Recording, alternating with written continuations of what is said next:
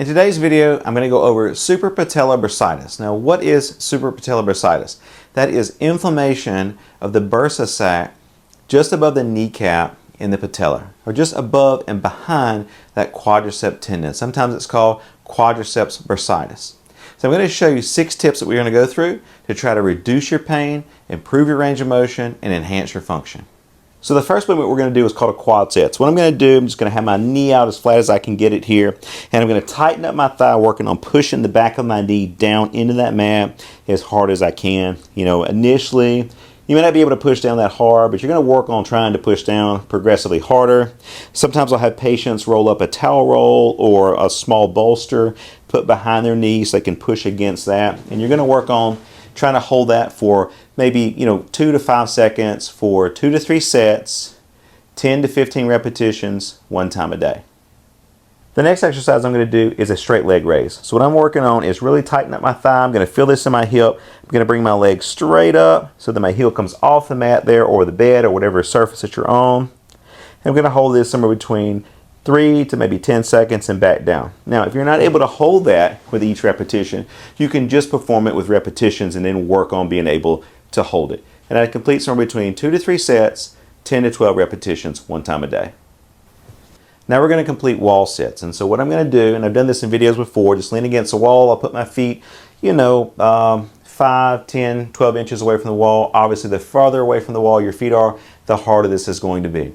And I'm just going to kind of come down here a little bit. Initially, I would do just like a high wall sit, so just in this position.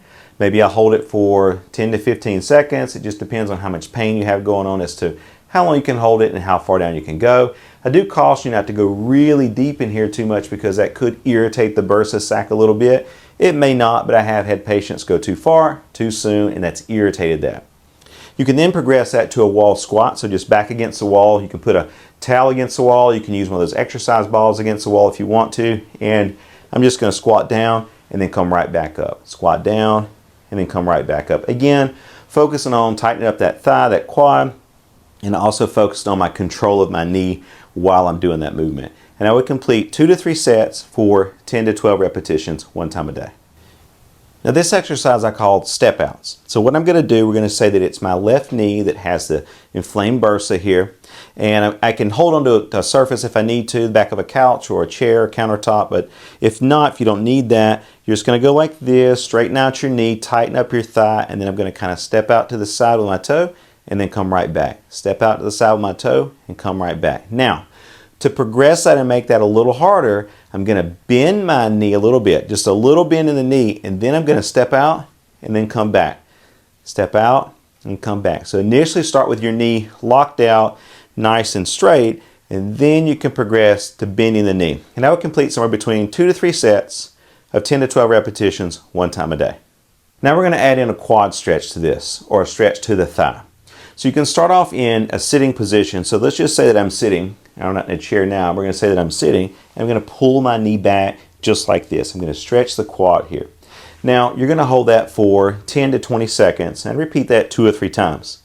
As you become more comfortable with that and it's not as painful, then what you want to do, you can go in a standing position, bend the knee back, and then pull the foot up like this. Now that is a more aggressive stretch, and of course you want to make sure that you're holding on. You don't want to fall when you do that. And the thing to remember with this stretch is a little bit of stretch, slowly progressing with that force would be better than just going in straight aggressive and just pulling as hard as you can. I like to be easy with that and slowly go into that stretch. Now the last thing that we're going to do is use one of these myofascial rollers or muscle rollers, and I'm just going to go on the thigh. I'm going to stay off of that bursa where it's really inflamed. I'm just going to take this and just work back and forth. Doesn't have to be really aggressive, just nice and slow back and forth over the muscle to try to reduce some of that tone and just to kind of make it feel a little better, improve that cortical mapping, that with the homunculus, that cortical smudging that happens when you have an inflamed area. So whatever the term or the purpose that you're using for it, to be honest with you, I think it just feels good on the quad just to be able to roll that out, especially if this area has been tight and sensitive. So anyway, that is using a myofascial roller. Thanks so much for watching, guys. I hope this video helps to try to reduce your symptoms from suprapatellar bursitis. Thanks for watching.